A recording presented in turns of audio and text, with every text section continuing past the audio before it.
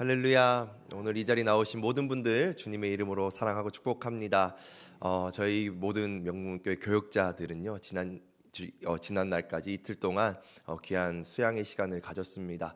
저희가 그 시간을 가질 수 있도록 또 교회를 섬겨주시고 또 기도해주신 모든 성도님들께 감사를 드립니다. 저희들이 그곳에서 정말 많은 충전을 얻고 또 우리 교회를 향하신 하나님의 놀라운 비전들도 함께 나누면서 2025년을 저희들이 잘 준비하였습니다. 저희들도 계속해서 기도함으로 또 우리 주님의 마음으로 목자의 심정으로 이 교회를 열심히 섬길 수 있도록 하겠습니다. 계속해서 우리 교육자들을 위해서 함께 기도해 주시기를 부탁드립니다. 오늘 우리가 함께 살펴보니 학계 선지자의 이름의 뜻은 축제라는 뜻입니다. 굉장히 이렇게 밝은 그런 이름을 가지고 있는 선지자였죠. 오늘 우리가 이 말씀을 읽었는데 오늘 읽었던 본문은 조금 어두운 내용이 있었던 것 같습니다. 이름과는 다르게 그 이스라엘 백성들에게 어떤 문제들이 일어나고 있는 그러한 장면들을 우리는 머릿속에 떠올릴 수 있었을 것 같습니다. 특별히 학계는 우리 가운데 가장 이 역사적인 또 이런 배경을 잘 알려주는 그런 선지서 중에 하나입니다. 그래서 우리가 오늘 본문을 읽었던 이 1장 1절에는 이 학계 선지자가 활동하였던 그 당시의 배경을 정확하게 알려주고 있습니다. 1장 1절을 보시면요, 다리오 왕 제2년 여섯째 달 곧 그 달 초 하루에 여호와의 말씀이 선지자 학계로 말미암아 이렇게 백성들에게 임하였다라고 배경을 알려주고 있죠. 여러분 여기서 이제 등장하는 왕이 다리오 왕이죠. 다리오 왕입니다. 이 다리오 왕이 어디에 먼저 등장했는지 살펴보니까요, 에스라 4장 5절에 등장하였는데요. 에스라 4장 5절 우리가 같이 한번 읽어보겠습니다. 시작. 바사왕 고레스의 시대부터 바사왕 즉위할 때까지 관리들에게 뇌물을 주어 그 계획을 막았다. 여기서 다리오 왕이 똑같이 등장합니다. 다리오 왕은 어디의 왕이라고 등장하죠? 바사 왕 다리오라고 이야기를 합니다. 바사가 이제 우리가 잘 알고 있는 그 강대국이었던 페르시아죠. 남유다 이스라엘 백성들이 바벨론에게 망하게 됩니다. 그래서 이스라엘 백성들은 바벨론의 포로로 끌려가게 되죠. 그렇게 자신들을 포로로 끌고 갔던 그 거대한 나라였던 바벨론이 영원할 줄 알았는데 그 바벨론도 역사 속으로 사라지게 되었습니다. 그 바벨론을 멸망시킨 나라가 바로 바사 페르시아입니다. 그래서 이스라엘 백성들은 자신들을 포로로 끌고 왔던 그 바벨론이 멸망하는 것을 자신들의 눈으로 보게 되고 또 바사라는 새로운 강대국이 그들의 눈앞에 세워지는 것을 그들은 보게 됩니다. 그렇게 그들을 잡고 있던 그들을 다스리던 나라가 바뀌게 되면서 이스라엘 백성들은 새로운 국면을 맞이하게 되죠. 그래서 아까 이 5절 끝에 보시면 뇌물을 주어서 그 계획을 막았다라고 이야기를 하고 있는데요. 어떤 계획이 발표되었길래, 어떤 계획이 지금 진행되고 있길래 그 계획을 막았다라고 하는 걸까요? 그 계획이 바로 오늘 학계가 다루고자 하는 계획입니다. 여러분 좀 더 앞으로 가면 에스라 1장 1절에 이러한 내용이 있습니다. 에스라 1장 1절과 2절 우리 같이 한 번 더 읽어보겠습니다. 시작. 바사왕 고레스 원년에 여호와께서 예레미야의 입을 통하여 하신 말씀을 이루게 하시려고 바사왕 고레스의 마음을 감동시키심에 그가 온 나라에 공포도 하고 조서도 내려 이르시되 바사왕 고레스는 말하노니 하늘의 하나님 여호와께서 세상 모든 나라를 내게 주셨고 나에게 명령하사 유다 예루살렘의 성전을 건축하라 하셨나니. 지금 이 남유다를 멸망시켰던 바벨론이 무너졌고요. 바사라는 나라가 이 이스라엘 백성들을 다스리게 되면서 이스라엘 백성들에게 이제 너희들이 바라고 고대하던 너희의 고국으로 돌아가서 다시 성전을 건축해라 라고 그렇게 왕이 이야기를 한 것이죠. 여러분 이 세상을 움직이고 다스리시는 분은 누구십니까? 하나님이십니다. 이 땅을 다스리는 거대한 강대국들이 많다고 하더라도 그 나라를 다스리시는 분은 바로 하나님이시죠. 모든 것이 하나님의 손안에 달려 있는 것입니다. 그래서 우리는 하나님의 주권을 믿는 것이죠. 하나님의 목적에 따라 하나님의 때에 하나님이 이루어가는 것이 이 세상입니다. 그래서 이 이스라엘 백성들이 마주하고 살아가는 그 나라, 그 시대를 하나님께서 여전히 통치하셨고 하나님은 하나님의 때가 되자 하나님의 약속대로 그 이스라엘 백성들을 다시 고국으로 돌아갈 수 있도록 해주신 것이죠. 여러분, 이것이 하나님의 일하심의 모습입니다. 지금 우리나라의 정세도 하나님이 책임져 주실 것을 믿습니다. 우리의 눈으로는 여러 가지 어려움들이 많이 일어나는 상황이지만, 정말로 어려운 상황들이 가득하지만 하나님께서 반드시 우리나라를 지켜주시고 하나님께서 선하게 이끌어 주실 거라 믿습니다. 우리는 그 하나님의 통치를 기억하며 우리가 할 것은 하나님 앞에 긍휼과 자비를 구하는 것이 되어야 하겠죠. 이스라엘 백성들도 그러한 시간들을 보냈던 것 같습니다. 하루하루가 그들에게 있어서는 어떻게 될까라고 하는 많은 걱정과 염려, 그러한 걱정과 염려 속에서 하나님의 약속의 때가 이르렀고 그들은 하나님의 약속이 성취되는 것을 경험하게 됩니다. 이처럼 고레스 왕이 이 이스라엘 백성들에게 다시 본국으로 귀국할 수 있도록 선언했던 이 역사적인 사건을 고레스 칙령이라고 부르죠. 하나님께서 고레스 왕의 마음을 감동시켜서 이스라엘 백성들을 다시 고국으로 갈 수 있도록 회복을 허락해 주신 것입니다. 그래서 이제 이스라엘 백성들은 자신들이 고대하던 자신들의 고국으로 돌아가서 이제 하나님의 성전을 다시 건축할 수 있게 된 것이죠. 여러분, 포로 생활했던 기간은 70년입니다. 그 70년 동안 그들이 고대하던, 그들이 정말로 바라고 원하던 그 약속이 이루어졌을 때 얼마나 기뻤을까요? 그런 그들의 생각 속에는 어떤 생각이 있었을까요? 하나님의 약속이 이제 이루어지는구나, 이제 우리 삶이 완전히 바뀌는구나. 그들이 가지고 있었던 것은 하나님의 그 완전한 회복, 또 하나님께서 우리에게 다시금 우리에게 거대한 나라를 이루어 주실 것이라고 하는 그 부풀었던 꿈이 그들 마음 가운데 가득했을 것입니다. 하나님의 성전을 재건하는 그러한 마음을 다시 가지고 그들은 고국으로 돌아가게 된 것이죠. 벅차오르는 가슴을 이렇게 부여잡고 그들을 땅에 돌아와서 성전을 지으려고 합니다. 하나님을 모시고 예배할 성전을 다시금 만들어 가기 시작하죠. 그런데 그때에 이제 그 성전이 세워진다라는 이야기를 그 곁에서 거주하건 그 땅을 살아가던 사마리아인들이 듣게 됩니다. 그리고 그들이 그것을 듣고 그들에게 찾아와서 우리들도 함께 그 성전을 지을 수 있게 해달라, 그렇게 이야기를 합니다. 그러나 그들의 요구에 그들을 이끌었던 스룹바벨은 그들의 요구를 거절합니다. 그들을 향해서 우리는 유일하신 하나님 여호와만을 위하여 건축하겠다라고 그들의 동참을 거절하죠. 그때부터 사마리아인들의 정치적인 방해 공작이 시작된 것입니다. 그것이 아까 우리가 읽었던 4장 5절에 그들이 관리들에게 뇌물을 주어서 그 계획을 막았다라는 내용이죠. 그들은 어찌되었던 그들의 성전 건축을 방해하기 위해 끝까지 막으려고 애씁니다. 그런데 하나님의 계획은 그게 아니었죠. 그들이 끝까지 막으려 했을지라도 하나님의 때에 이루어지는 하나님의 일은 우리 인간이 어떤 방법을 쓰더라도 막을 수 없었던 것입니다. 그 누구도, 그 어떤 강대국도, 그 어떤 것도 막을 수 없는 것이 하나님의 계획이죠. 2025년 우리 명문교회를 향한 하나님의 일하심은 그 어떤 것도 막을 수 없을 줄 믿습니다. 하나님이 하실 것입니다. 하나님께서 내가 반드시 길을 내리라, 하나님이 약속하셨고 그 일을 이루어 가시기 시작하신다면 그 일은 그 누구도, 그 어떤 것도 막을 수 없을 것입니다. 하나님이 우리 명문교회를 향하신 그 하나님의 놀라운 계획을 이루어가는 것을 우리가 2025년 우리 모두가 목도할 수 있는 은혜가 있기를 소망합니다. 그러나 그때가 아직 이르지 않은 것뿐이겠죠. 하나님의 일하심은 계속되어지고 하나님은 그 길을 내고 계시지만 아직 우리가 그 땅을 밟기에는 때가 이르지 않을 수 있었던 것이죠. 그래서 이 이스라엘 백성들도 마찬가지였던 것 같습니다. 오늘 본문 1장 1절에 다리오 왕 제2년에 학개라는 선지자를 통하여서 다시 한 번 더 하나님의 때를 향하여, 하나님의 일하심을 향하여 우리가 함께 나아가자라고 하는 그 말씀이 선포되기 시작하는 것이죠. 이 학개라는 이름의 뜻을 축제라고 말씀드렸습니다. 여러분, 이스라엘 백성들이 마주해야 할 축제는 어떠한 축제일까요? 다시 한 번 더 하나님의 영광을 회복하는 축제입니다. 다시 한 번 더 하나님이 우리의 삶 가운데 찾아와서 하나님이 우리를 깨우고 우리를 다스리고 우리에게 큰 은혜 베푸는 그러한 날이 다가오는 축제를 이스라엘 백성들은 경험해야 했던 것이죠.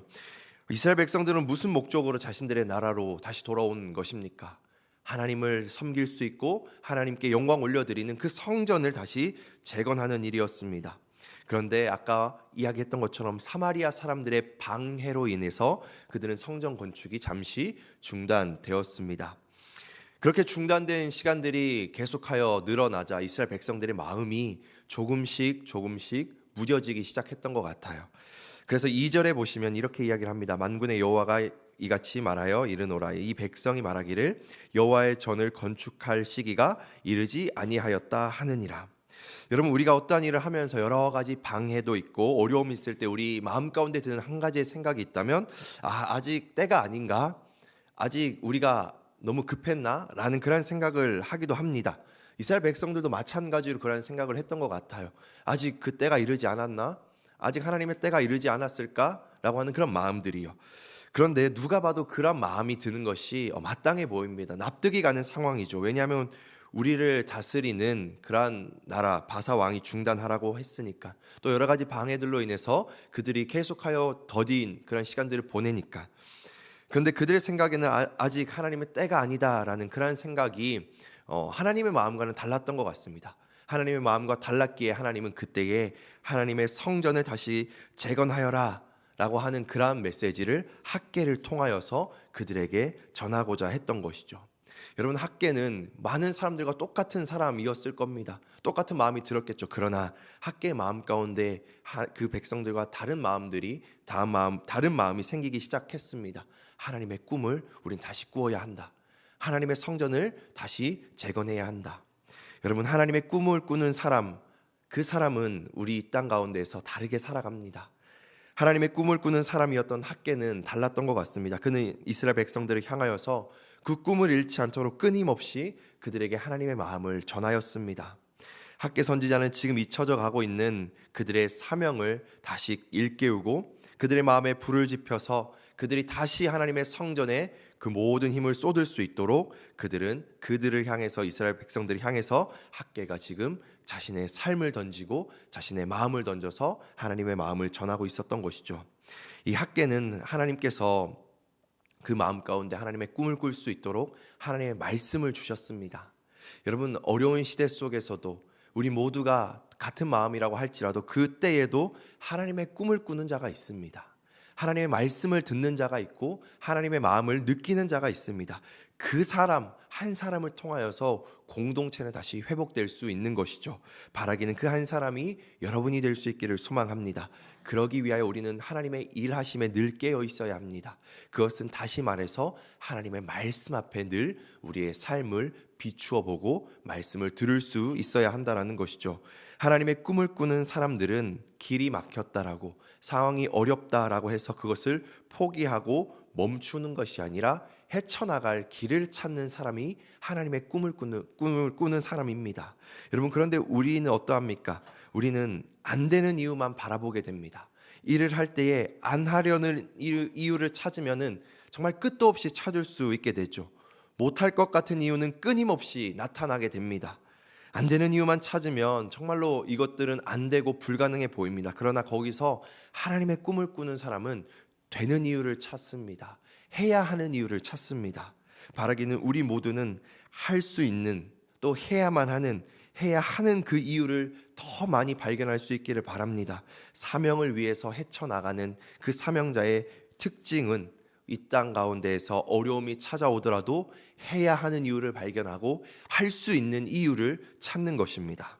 앞으로 저희 명문교회가 하나님께서 허락하신 그런 영광스러운 교회로서 귀한 사명들을 감당할 텐데요.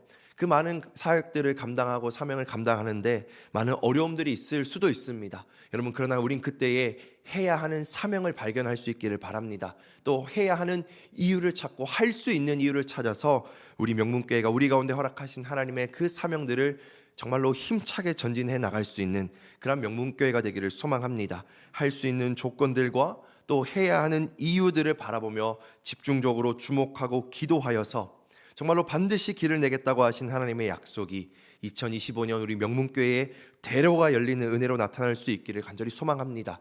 그 일을 위해 우리 모두가 하나님의 꿈을 꾸는 자로서 하나님께서 우리 가운데 주신 그 사명을 위하여서 어려움을 뚫고 헤쳐나갈 수 있는 믿음의 영적 시야를 밝힐 수 있는 저와 여러분이 되기를 소망합니다. 마가복음 2장에 보니까요, 중풍병자를 메고 예수님께 치료받기 위해 찾아온 사람들이 있었습니다. 그러나 예수님을 보기 위해 몰려든 많은 인파로 인해서 예수님께 나아갈 수 없는 상황이었습니다. 그런데 그들이 돌아간 것이 아니라 어떻게 하였습니까? 우리가 잘 알듯이 지붕을 뜯어서 그 중풍병자를 내립니다. 여러분, 그런데 그 이야기를, 그 내용을 보시고, 그 장면을 보시고 예수님은 그들의 행동을 믿음이다라고 평가합니다. 여러분, 믿음은 우리 가운데에 정말로 해야 하는 이유, 또 우리가 이것을 할 수밖에 없는 이유에 주목하게 합니다. 그리고 그것을 행동으로 바꾸죠. 이제 손 쓸 방법이 없다라고 생각했던 그 중풍병자를 맨 사람들은 지붕을 뜯어가며 예수님 앞으로 나아갑니다. 예수님만이 답이라고 생각했기 때문입니다. 여러분, 우리의 믿음, 우리의 인생의 해답은 오직 예수 그리스도이시다라는 그 믿음을 가지고 어떠한 상황 속에서도 우리는 그 모든 것을 헤쳐나가 예수님 앞에 나아가는 것이 믿음입니다. 내 삶을 헤쳐나가게 하실 분이 살아계신 하나님이시다. 내 앞에 거친 바다를 가르시고 반드시 길을 여실 분이 내 아버지 하나님이시다라는 그 사실을 기억하며 그분을 만나기 위해, 그분 앞으로 나아가기 위해 우리는 끝까지 나아가는 것이 필요한 것입니다. 여러분, 그것은 이 땅을 살아가는 우리에게 너무나도 어려운 일입니다. 왜냐하면 우리는 이 상황을 마주하며 살아가기 때문이죠. 이스라엘 백성들도 계속하여 상황 안에 살아갑니다. 그러나 학개는 어떠합니까? 그 상황을 뛰어넘어 하나님을 바라보는 자였습니다. 여러분, 하나님의 꿈을 꾸는 사람은 이 상황만 바라보는 것이 아니라 상황을 바라보고 상황 속에 개입하시고 상황 속에 역사하시는 하나님도 함께 바라보는 것입니다.